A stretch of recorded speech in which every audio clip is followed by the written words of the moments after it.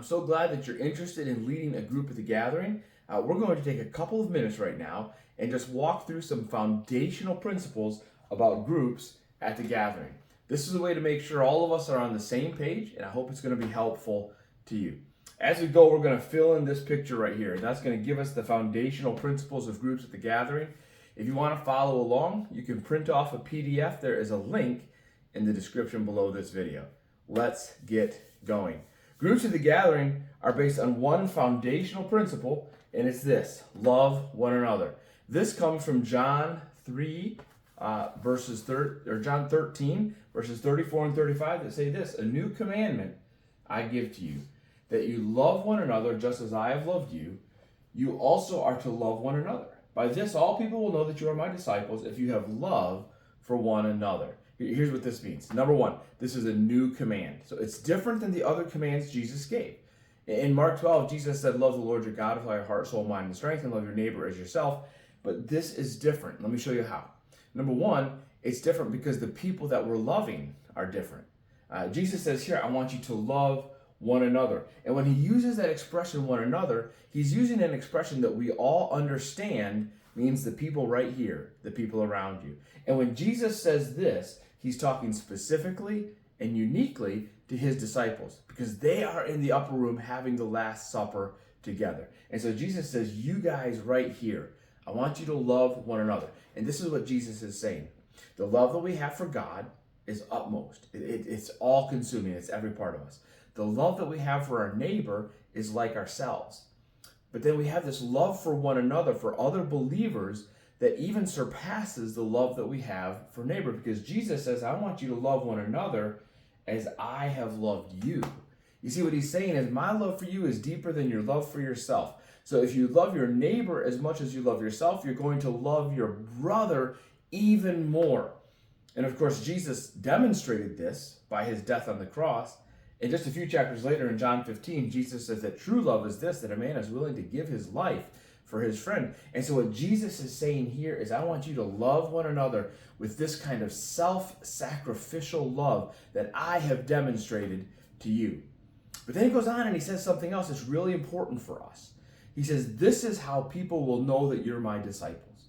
You see, our love for each other is the definitive definer of who we are. We show ourselves to be Jesus' people by the way that we treat one another. That's why our groups are rooted in this command, that we are to love one another. So, as you go through the New Testament, you find these things that we call the one another commands. Things like love one another, be devoted to one another, accept one another, encourage one another, be patient with one another, have fellowship with one another, and a lot more.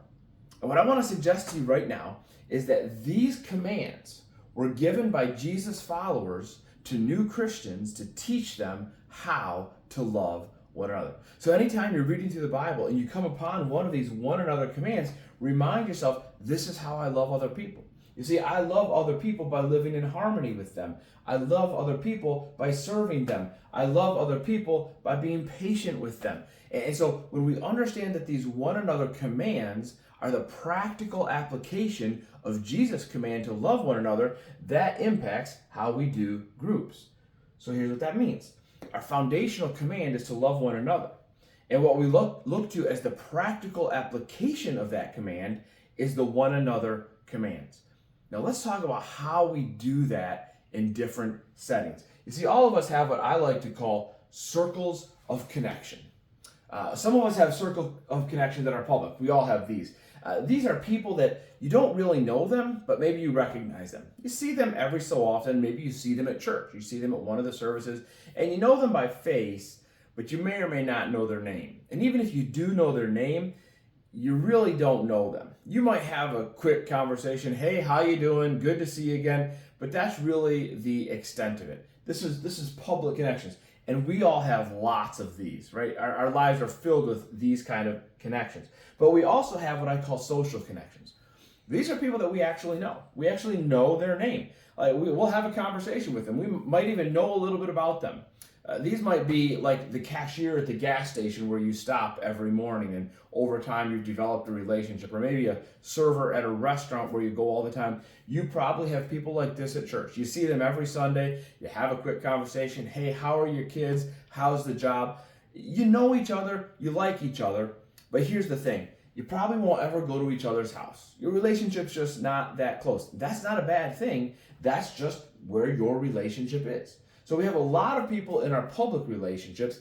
We have much fewer people in our social relationships. Some people say like 120. That's the number that we have there. I don't know if that's accurate or not. But we have fewer people who are our social connections than our public connections. And there's another kind of connection that we all have. It's what I call the personal connection. These are our real friends, right? It goes beyond the social connection. These are the people, hey, they come over to our house, we go over to their house, we go out to eat, we do stuff together. We are super connected. Like these are the people that I might call if I need help with something. I need help with my roof. I need help hauling something. I'm stuck in a ditch. Can you come and get me out? That's who these are. These are our friends. We're connected to them. There's one more level of connection. It's what we call intimate. Right? This is like your spouse, your very close friends. We joke that this is the person you call if you kill someone because they'll help you bury the body, right? These are the people who they know you, they know everything about you, they know your deepest, darkest secrets, and they still love you. And if you have 2 or 3 of these kinds of friends in your lifetime, you are a fortunate person. Now let's examine all of these circles of connection to help us understand the one another commands and why they're important for groups. As you think about each of these connections and you think about the one another commands, I want you to ask this question. In which circle are the one another's most easily accomplished? Right? Are the one another commands most easily accomplished in the public circle, in the social circle, in the personal circle, or in the intimate circle? Which one is it? Well, if your answer is all of the above, you're probably right. Because different commands are in different places. You know what? It's pretty easy. Let's find a simple one. It's pretty easy to agree with one another in the public circle. It's pretty easy to pray for one another or to greet one another in the public circle. Now, I can do that in all the circles, but I can do it in the public circle for sure. But some of these things I can't really do in the public circle. Right? I'm not sure that I can be devoted to every single person who's in my public circle. In fact, I probably can't be devoted to every single person in my social circle. This has to probably be personal. Living in harmony with one another, that probably requires some level of relationship, so that happens in the social circle. Now here's where I'm going with all of this. Our goal is not to move everybody in our life from one circle to the next. But our goal is to know who's in which circle so that we know who to share our life with. And as we think about how we live out these one another commands, we can live out all of these commands at church. Because at church we have public and social and personal and intimate relationships. But the reality is we can't live out all of these one another's if we don't have people in that personal circle of connection. And that's what groups are all about. Groups are about creating a personal circle of connection that allows me to live out the one another commands that God has told me to do. In many ways, groups are like the laboratory where we live out our faith, where we figure out what it means to love others, to share our lives with others the way that Jesus loves us. So these are our groups. We love one another. The practical application of that is the one another commands. And here's what I want to suggest. We can take those one another commands and put them into 3 kind of boxes. They're about growth, they're about care, and they're about mission. Growth is simply this. Growth is us becoming more like Jesus. We want to grow together. So one of the pillars of groups at the gathering is that every group is based on growth. We want people to grow to be more like Jesus. We also want to care for one another. Caring for one another just means we meet each other's needs, right? We use the gifts that we have to take care of one another. And in every one of our groups, we want the people to be cared for. So if you have something go wrong and you end up in the hospital or a family member ends up in a hospital, who's the first call you make? Hopefully it's to your group. If you've got something going on that you desperately need assistance with, who's the first phone call you make? Hopefully it's to your group. Because in your group, you have people who love you, who are committed to you, who are sharing their lives with you, who want to take care of you. But there's a third pillar that we want to be part of every group, and that's mission. We want you to be living on mission with the people in your group. Jesus' mission was really simple. Jesus' mission was to relieve suffering and to rescue sinners. And we want our groups to be a launch pad for that. We want you together as a group to be finding ways that you can relieve suffering in the world, but also that you can rescue sinners by inviting them to know Jesus, by inviting them to church. And we want you to do that together as a group. So we call these the 3 pillars of every group at the gathering.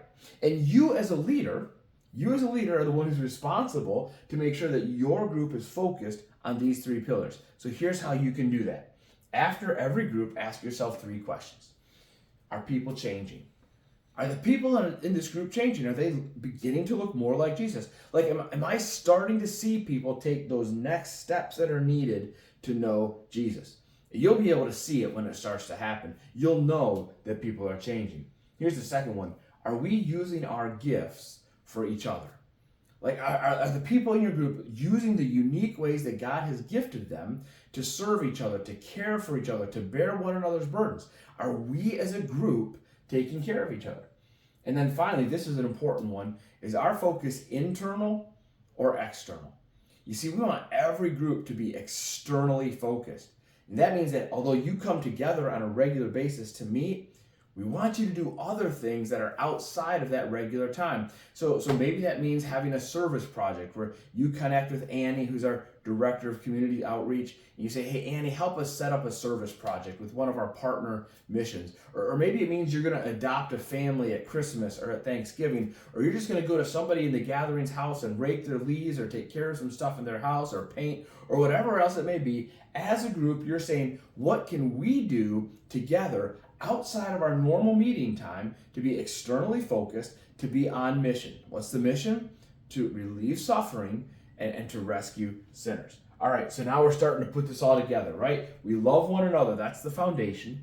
We practically work that out through the one another commands, which are grouped really into 3 pillars: growth, care, and mission. So now we're going to shift gears and we're going to talk about specifically how we do that. And I'm going to give you 4 words that you can use as the template for every group meeting that will ensure that as a group you have some really cool success. And here we go. The first word is food. And I know that sounds silly, but food is actually really important in the Bible. If you look at the life of Jesus and you look at some of the stories in the Old Testament, one of the things we begin to notice is that often when big things happen, food is involved. Right, so this meeting that Jesus is having in John 13 with his disciples, they're eating the Last Supper. Remember, one of Jesus' greatest miracles was the feeding of the 5,000. Remember, Jesus taught an important lesson to his disciples about his love for everybody when he went and he ate with the tax collectors and the sinners. And in the Old Testament, it's the same. God demonstrated his provision for Israel by providing manna. Remember, when they celebrate the Passover, that's a meal that helps them to remember their freedom from slavery. There's something about food that helps us connect to each other and that helps us connect with God. I don't know why this is, but what I know is that when I sit down and share a meal with people, I grow closer to them. That's why food's an important part of every meeting. Now, you don't have to have a meal in every meeting. Sometimes it can just be a snack or even drinks. But if you ensure that every meeting you have food, that's going to get your meeting off to a great start. Best way to do this, set up a schedule. Have people volunteer. Somebody different every week is going to provide snacks. Somebody else might provide drinks. However you want to set it up. But having food at your meeting ensures your meeting gets off to a great start. Second word is friends. This is an opportunity to simply build relationships. And you do it just by asking questions. By starting your meeting time with, sometimes it's a silly question. Like, if you were stranded on a deserted island, what is one book you would want with you? And maybe you say, other than the Bible. And then as people talk about the different books they want, you get to know a little bit about them. And you get people talking about themselves and telling their stories. Maybe you ask a question like, what's the best vacation you ever had? And why do you love it so much? Again, it just gives people an opportunity to begin to talk about themselves. You get to know each other on a deeper level. And as those relationships deepen, you begin to move people into that personal circle of connection where you can really begin to live out the deeper one another's. So food, friends. Here's the big, here's the big one. Faith is the third one.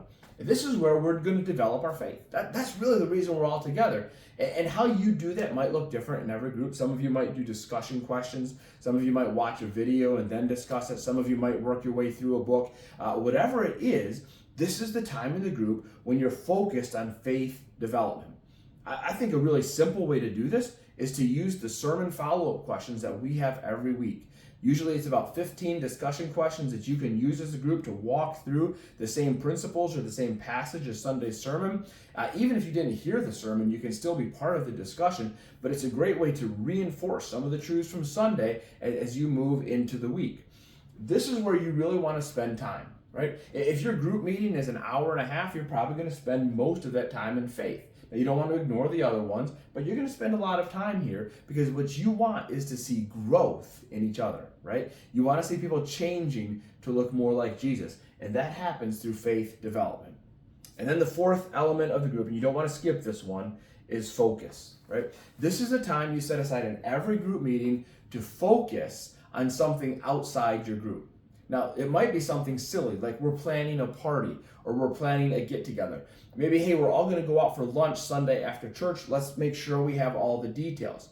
Or it might be a part of being on mission. We're going to spend the last 10 minutes of our group meeting planning our next service project or planning this outreach that we're going to do or talking about how we can adopt a family and provide a Thanksgiving meal for them or whatever else it may be. This is where you're focused on being externally focused. All right? So here's your four elements: food, friends, faith, and focus. Now, how much time, we'll go back here so you can see it. Food, friends, faith, and focus. How much time should you spend on each? Well, here's the key. Keep things moving, but don't stifle connection, right? So you want to make sure you get to the faith time, because here's what's going to happen. As your group grows closer to one another, there's going to be this temptation every week to spend all of your time in the friends part, because you're going to laugh together, you're going to cry together, you're going to have a great time together, you're going to want to tell each other stories and listen to each other's stories, and it will be really easy as your group grows closer to spend all of your time there. But you don't want to miss the faith time, but you also don't want to stifle connection. So it's okay sometimes if you don't make it to faith.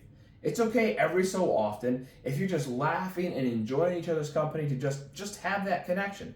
Sometimes out of that friendship time, you might discover that something's going on in someone's life, and you're going to spend time just caring for that person, praying for them, praying with them, talking about practical ways to meet those needs, and that's okay too. You have to be flexible. Every week you want to try to hit all four. Most weeks you should hit all four. But if every so often you get a little bit out of order or you have to do things a little bit different because you're growing connection, that's okay. All right, let's get to the last piece. We love one another. Practically, that works itself out in the one another's, which can be sorted as growth, care, and mission. How we do that: food, friends, faith, and focus. But there's one other part of our group meetings that I want you to be aware of. I want you to always have an empty chair. Now, maybe you have a physical one that you always have an empty chair at your meetings. That's awesome. Maybe it's more metaphorical and you just talk about it. But the idea is this: there's always room for one more. All right, there's always room for one more. And let me tell you why. Here's 5 reasons why. Number 1, it's a constant reminder that our mission is not yet finished. Well, when we have an empty chair that we actually look at, it reminds us that there are many people out there that still need Jesus. And maybe their path to meet Jesus comes through our group. Secondly, it keeps us from becoming an inwardly focused group. When we remember that, hey, there's always room for others, we always want to have more, that reminds us it's not just about us, it's about Jesus' mission. Number 3, it reminds us that God never excludes anyone. We never want to have exclusive groups that exclude others, because God doesn't exclude us. And because God has included us, we should be willing to include others. Number 4, it invites God to surprise us. You know, we never know what might happen because someone joins our group. There might be someone that God has to bring into our group because he's got something amazing he wants to do in our group and for our group and maybe through our group because of that person. And sometimes God surprises us when he brings somebody new into the group and the group changes. And maybe it's a little tough at the beginning, but then at the end you're like, man, that was amazing. And I'm so glad that God connected us with that person. And finally, a group that is not growing is probably shrinking, right? In life, we're rarely static. We're either growing or shrinking, increasing or decreasing, multiplying or falling down. And the same is true with groups. If your group's not growing, there's a good chance that it's shrinking, at least spiritually. So we want to be groups that have an open chair, that are open to new people joining us. Here's the big idea for this. The best way to fill a group is through invitation. Now, as a group leader at the gathering, you're learning about all of the different ways we get people into your group. And a lot of times we fill groups through placement, right? We have a group launch and people sign up to join groups, or someone marks their connection card that they're interested in being a group and we help them find the right group. That's placement. But the reality is the best way for you to fill your group is through invitation. To make personal invitations to the people you know, and maybe even to some people you don't know, to say, hey, I would love it if you would join my group. I still remember probably a decade and a half, maybe 2 decades ago, we were starting a new group in one of our previous churches. And I walked up to a guy one day, I hardly knew him. I knew who he was because he had kids the same age as me, and we'd seen each other around the building at church. And I just said, hey, we would love to have you and your wife join this new group that we're starting. And he was like, yeah, you know what? I think we'll do that. Well, fast forward here almost 20 years, they are some of our absolute best friends. Even though we've been gone from Michigan for a long time now, they're some of our absolute best friends. We're going to their daughter's wedding here in a couple of weeks. They brought one of their daughters down to the gathering several years ago so that I could baptize her, because we shared our lives in a group. Because they went from our public circle of connection into our personal and even at some level into that intimate level of connection, where they became so close and they shared our lives so much that as we walked through the dark times of life, we were there for each other. But it all started with an invitation. So don't be afraid to invite people into your groups. You never know what might happen. All right, well, this is just part of your small group training, and you know that Alyssa's doing a lot more for you. She's giving you a lot of the details that you need, and I'm super excited about how you are going to be invested in groups and the impact for the kingdom that you are going to make as a group leader. If you ever have any questions, of course, reach out to me or Alyssa. You can come back and watch this video anytime if you want to be reminded of some of these principles, and I hope you'll do that. And I hope that you're going to have an amazing group experience as you begin this journey.